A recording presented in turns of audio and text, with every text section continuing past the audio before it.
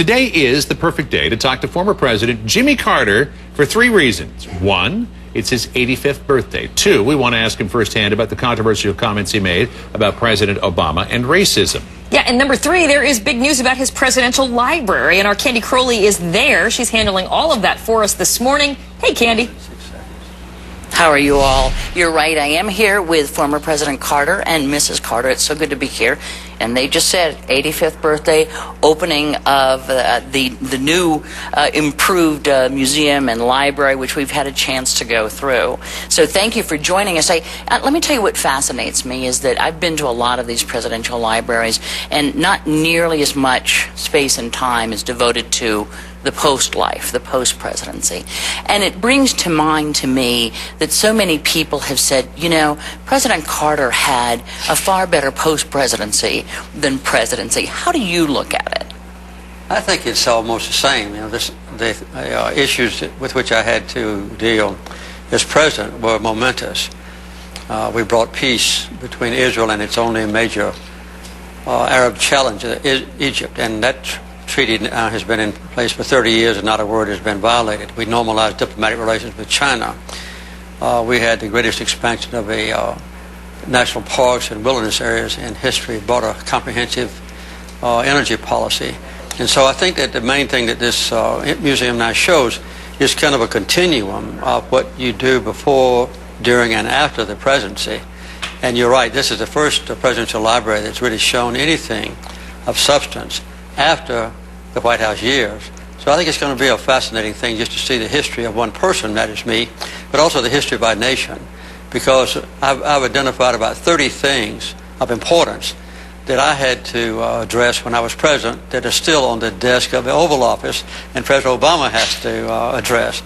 Notably, the Mideast and Iran and energy and a comprehensive health program, and many, many others. I want to ask you a little bit about the Mideast because we have a couple things going on today about that, but I wanted to talk to Mrs. Carter because a lot of this is also your museum and it's your works, because I know you have traveled a lot with the president. You focus so much on mental health when you were, you know, in your first lady time and post first lady. We now have parity in health care with mental health. What's next? I mean, what has to be done next as far as you're concerned? Well, the first thing with parity is to implement the legislation, but also it covers employees of employers who have more than 50 employees. And, of course, that's a big chunk. But there are others, too, that don't have parity, that won't have parity under this legislation. So we've got to extend that so that everybody has parity. Another thing is that we must combine mental health and health. There should be no division. Mental illness is a biological disease now, a brain disorder. With all the research we had, that has been determined. So there should be no difference in physical and mental health. In the government, they're not together. And people with a mental health problem go to the doctor, and sometimes they don't look at their physical health. And people with mental illness, so many people now die 25 years younger than people with who go for health problems. Still some work to be done. So a lot of work to be done. Mr. President, let me ask you first domestically. You made some remarks recently about how you felt about the protesters that were protesting against President Obama. You said overall you thought the protesters were upset that there was a black president, that there was racism involved. You said that many people... By the way, that's not what I said. Okay. I said those on the fringe element that had vituperative personal attacks on President Obama. Those were the ones that I included, but I recognize... Your first remarks were that overall... No, it wasn't. If you read the remarks carefully, you'll see that that's not what I said. I said those that had a personal vituperative attack on President Obama as a person, that was tinged with racism. But I recognize that people who disagree with him on health care or environment and things like that, that vast majority of those are not tinged by racism. So you think they were taken out of context? You didn't mean that most of those protesters out there I meant were exactly racist. what I said, that what I actually said, if you look at this transcript, is just what I just repeated to you. Let me ask you about Iran, because we're having those talks today. This is a country that you had to deal with during your presidency, during the hostage taking.